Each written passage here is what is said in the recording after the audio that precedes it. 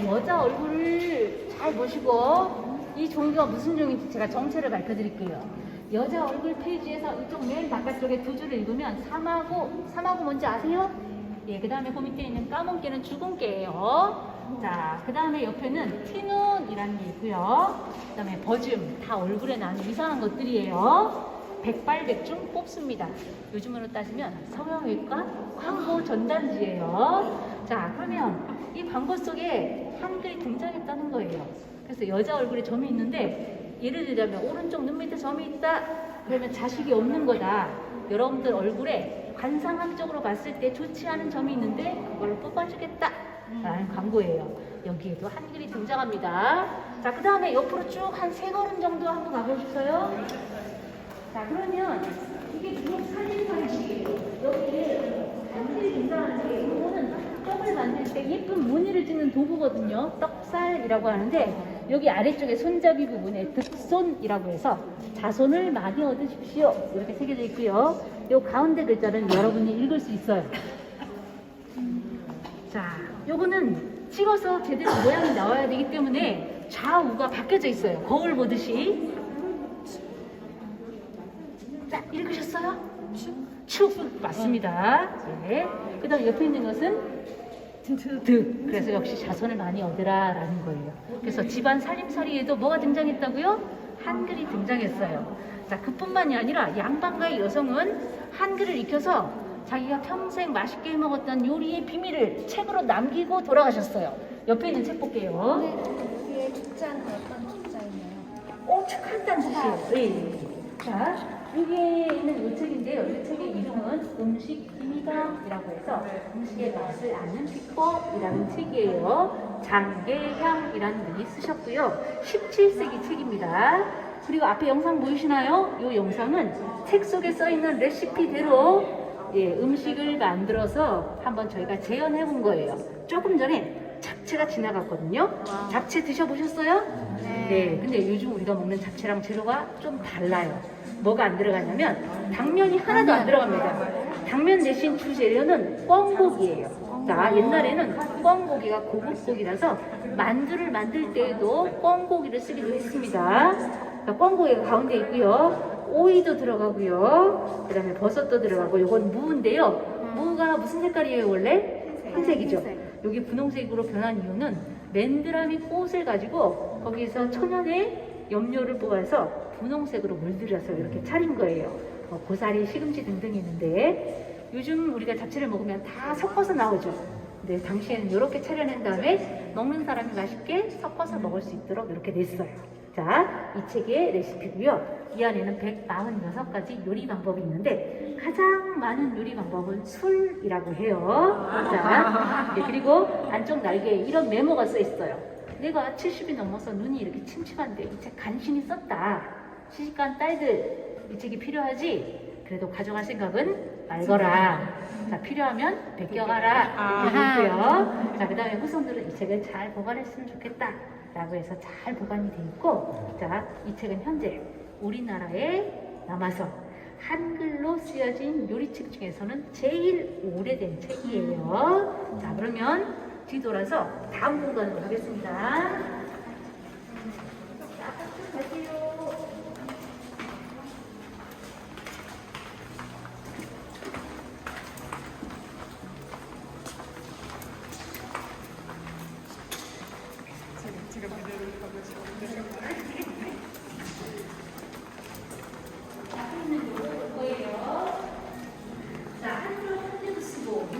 나오고 한글이 우리 생활이랑 엄청 가까워진 것 같죠?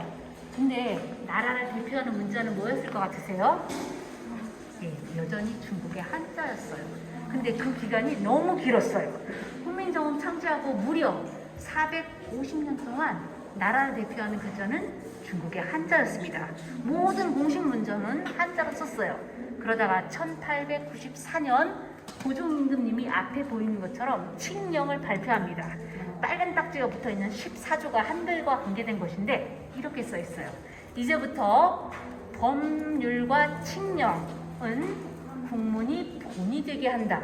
그래서 새로운 말이 생겼어요. 한글을 부르는 이 공부는 나라의 글이라는 뜻으로서 그동안 한자보다 좀 신분이 낮았던 한글이라는 글자가 갑자기 위로 올라가면서 나라를 대표하는 공식 문자가 된 거예요. 그리고 이 국문을 연구하는 연구소를 세웠습니다. 근데 안타깝게 일본에게 1910년에 나라를 빼앗기게 됩니다. 그래서 이쪽이 다 일제시대 유물이에요. 이쪽으로 오십시오. 자, 여기 일제시대 교과서거든요. 제 바로 앞에 어두운 색깔 표지에 뭐라고 써있냐면 보통학교 국어독본이라고 써있어요. 이 보통학교가 현재의 초등학교입니다. 자, 국어독본이라고 표지에 돼 있는데 책을 펼쳐봤더니 어떤 글씨가 보이시나요? 예, 일본어예요. 그래서 일제강점기 때 국어란 한국어가 아니라 일본어를 뜻합니다. 자, 그럼 우리 한글은요, 표지에 조선어 독본이라고 그래서 국어는 일본어, 우리의 한글은 조선어라고 불러서 여기 오가 보시면 펼칠면에 가갸, 거겨, 고겨, 구구 보이시죠? 자, 이렇게 가르쳤고요. 요게 나중에 1938년에 제3차 교육령이 되면 여기 조선어는 선택 과목이 됩니다. 자, 이 선택 과목이 됐다는 건 무슨 뜻이냐면 이렇게 선택해라 이런 뜻이 아니라 눈치가 보여서 결국은 선택할 수 없게 겉으로는 선택할 수 있게 자유를 주는 척하면서 결국은 선택하지 못하게 했고 40년대가 되면 아예 교과목에서 조선어는 빠지게 됩니다. 이때 우리 글을 연구하는 분이 나타나시는데 이분은 주시경 선생님입니다. 자, 주시경 선생님이 한글에 있어서 두루두루 업적을 남기시는데 저희는 옆에 있는 세 번째 자료를 볼 거예요. 하나, 둘, 세 번째 자료입니다. 자, 이 세 번째 자료가 특이한 점이 하나 있어요. 옆에 있는 다른 것들과 비교했을 때 네모난 칸 보이시나요? 한글. 예, 이 네모난 칸 안에 썼죠? 혹시 수업하실 때 원고지를 사용해 보신 적 있으세요? 네. 이거 원고지예요. 그래서 사전을 만들기 위해서 흩어져 있는 우리말을 모아서 그 단어의 뜻을 적은 사전을 만들기 위한 원고인데 주시경 선생님이 제자들과 1911년부터 작업하다가 14년에 딱 멈춥니다. 왜냐하면 돌아가셨거든요. 예, 그리고 제자들은 일제의 탄압을 피해서 우리나라를 떠나고 이 원고도 뿔뿔이 흩어졌어요.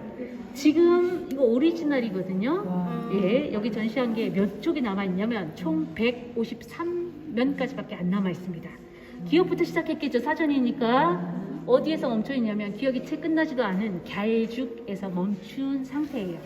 그렇지만 우리나라 사람이 우리의 말과 글을 지켜내기 위해서 사전을 만들려고 쓴 최초의 원고라서 그 가치가 매우 깊고요. 현재는 보물로 지정이 되어 있습니다. 자, 그리고 선생님들 요거 안 보셨으면 꼭 보세요. 이 사전 만드는 과정을 재미있는 영화로 만들었습니다. 자, 이 영화의 이름도 똑같이 말모이예요. 말모이란 말을 모아놓은 것, 즉 사전을 뜻하는 우리 토박이 말입니다. 자, 주시경 선생님은 이렇게 돌아가셨고요. 제자들은 주시경 선생님의 뜻을 이어받아서 조선어 연구회, 조선어 학회 만들어서 한글 연구했는데 사전 만들고 싶었어요. 불가능. 왜 그랬을까요? 자, 국어에 대한 규칙을 정리를 했지만 일제강점기로 바로 넘어오면서 써보지를 못한 거예요. 그래서 10사람이 한글을 쓰면 10사람의 한글의 표기가 다 달랐대요. 그래서 사전을 만들려면 하나, 둘, 세 가지 규칙이 먼저 필요해 라고 생각했는데 첫 번째가 맞춤법 통일안이에요. 자, 요거는 소리 나는 대로 쓰는 것을 원칙으로 한다. 그러나 이렇게 쓰지 않는다. 어떻게? 글자의 원래 형태인 꽃의 형태를 살렸습니다. 요거를 형태주의 표기법이라고 해요. 이렇게 정했고 두 번째는 표준어를 정합시다. 왜냐? 여러분들이 강원도, 전라도, 제주도, 함경도, 경상도 사람인데 모두 만나서 자기 지역 사투리를 쓰면 의사소통이 안 되겠죠. 그래서 표준이 되는 말을 정합시다. 표준어란 현대, 중류, 서울 사람들이 쓰는 말이라는 세 가지 규칙을 정해서 자, 요 사투리를 전부 다 표준어로 바꿔봤어요. 뭐가 될까요? 요거 한국 사람들도 다 틀려요. 멍이에요. 그러니까 요걸 가리고 이렇게 의사소통하면 서로 말이 안 통한다는 거예요. 자, 그 다음에 세 번째는 외국에서 들어온 말을 한 가지로 통일하는 거예요. 런던. 맞았어. 어떻게 맞췄어? 잘했어요. 런던이에요. 근데 이 런던이라고 안 쓰고 사람마다 로돈, 윤돈, 논돈 이렇게 쓴 거예요. 그러니까 요걸 가리고 요것만 보면 서로 말이 얼마나 안 통했을지 짐작이 되시죠? 이제 됐어요. 이 세 가지 규칙을 만들고 났더니 이젠 그 규칙대로 사전을 만들기만 하면 되는 거예요. 그래서 첫 번째 다시 보여주세요. 두 번째 거 다시 보여드려요? 첫 번째, 예. 첫 번째. 자 그러면 제가 잠깐만요. 옆으로 우리는 갈게요. 그 사이에. 자, 옆에 보시면 첫 번째. 맞춤법. 첫 번째. 맞춤법 네, 네, 필요해요? 네, 네. 죄송해요. 잠깐만요. 이따 마저 끝나고 할게요. 죄송해요. 자, 앞에 보시면 주시영 선생님의 제자들이 다시 이 한글 사전을 만들기 위해서 원고를 작성합니다. 자, 그리고 이게 13년 동안 작성하다가 1942년에 또 딱 멈춰요. 당연히 무슨 일이 있다는 뜻이에요. 일본이 조선어 학회 사건을 터뜨립니다. 그래서 한글을 연구해서 사전을 만들려는 이 집단은 독립운동가 집단이라고 규정을 해요. 그래서 한글 연구하는 학자들을 다 잡아들입니다. 자, 이때 33분이 잡혀갔고요. 이 원고도 증거물로 압수당했어요. 자, 그래서 학자들은 재판을 받으러 막 이렇게 돌아다니게 되고 감옥에 갇히게 됩니다. 일부는 함흥형무소, 일부는 여기 서대문 형무소에 갇히고요. 이 원고는 압수당했으니까 흔적도 없이 사라졌죠. 그러다가 45년 해방이 된 거예요. 다시 학회 회원들이 만나서 원고를 마저 써서 사전을 만들려고 했는데 통째로 사라지고 없는 거예요. 수소문을 하다 보니 자 무슨 일이 벌어졌냐. 자, 지금의 서울역, 당시에는 경성역이라고 불렀는데 거기에 조선통은 창고가 있었어요. 거기에서 기적적으로 통째로 발견되었어요. 그래서 되찾아서 작업을 해서 1947년에 조선말 큰사전 1권이 완성이 됩니다. 자, 당시에 매우 가난한 나라라 이 두꺼운 사전 만드는 데 쓸 종이가 없었대요. 그래서 미국의 원조를 받아서 1권을 완성하고 그 후로도 10년 작업을 더해서 결국은 1957년이 되어서야 6권짜리 조선말 큰 사전이 완간이 됩니다. 아까 말모이부터 여기까지 따지면 몇 년 걸렸을 것 같으세요? 46년이 걸렸어요. 그만큼 사전을 만드는 일은 어마어마하게 많은 시간과 사람들의 피와 땀이 필요한 작업입니다. 자, 그러면 우리 한글을 연구했던 33분의 조선학계 학자들 얼굴을 공개하고요. 다음 얘기할게요. 이쪽 오십시오.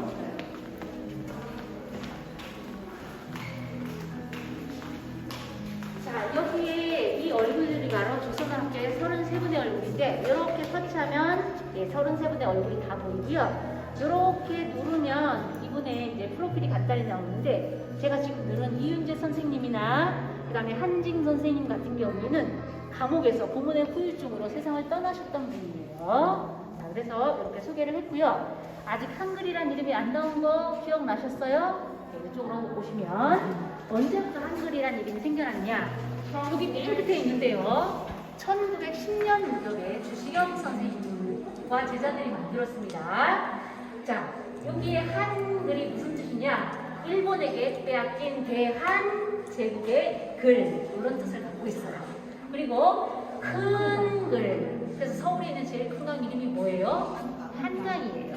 그래서 큰 글, 그 다음에 바른 글, 으뜸 글, 하나의 글, 이런 뜻도 가지고 있습니다. 자, 올해가 2022년이죠. 한글의 이름은 현재 나이가 어느 정도 되냐면 100살이 조금 넘었어요. 그래서 생각보다 한글이란 이름의 역사는 매우 짧습니다. 자, 그러면 이제 마지막 공간으로 넘어갈게요.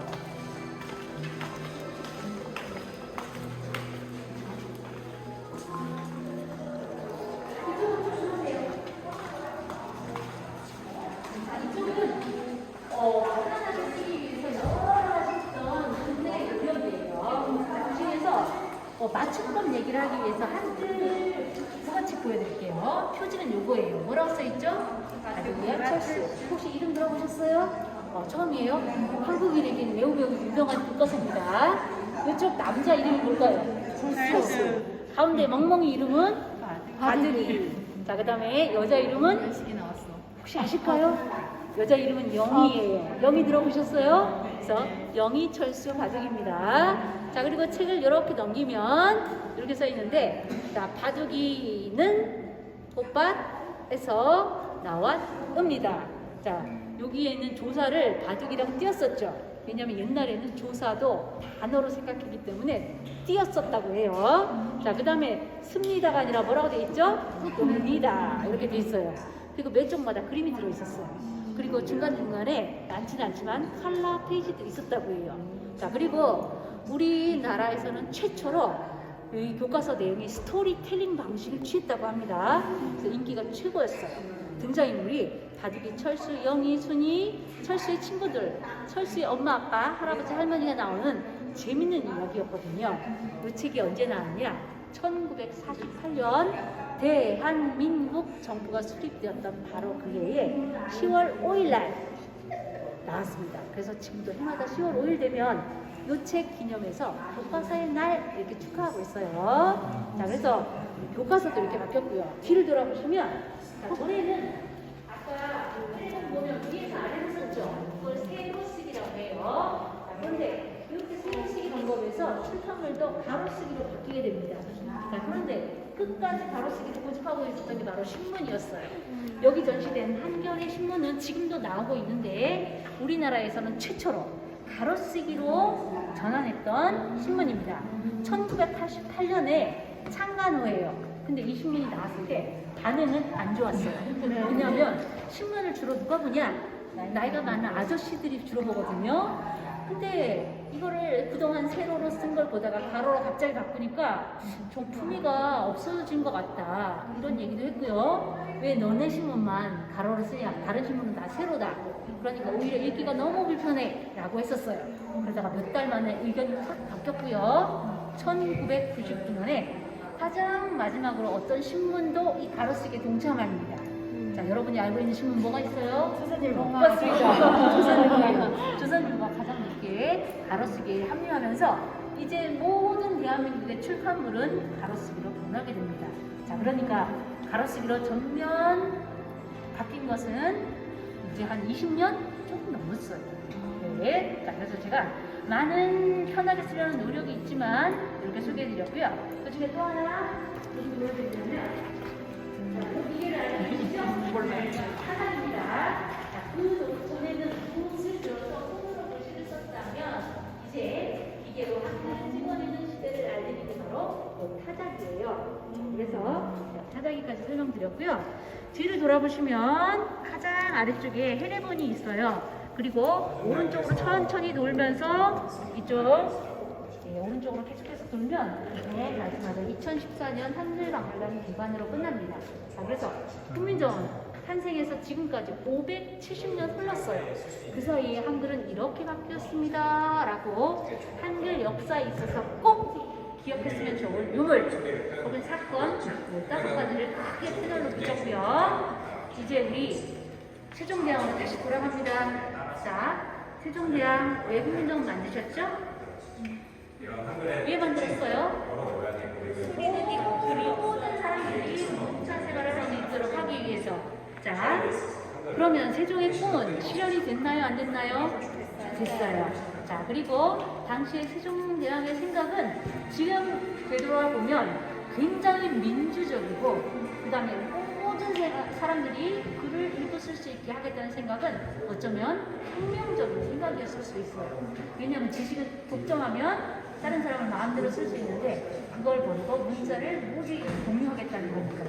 자, 그래서 이 한글박물관 관람을 통해서 세종이 훈민정음 만드신 뜻을 다시 한번 되새길 수 있었으면 좋겠고요. 저는 여기까지 마치도록 하겠습니다. 고맙습니다.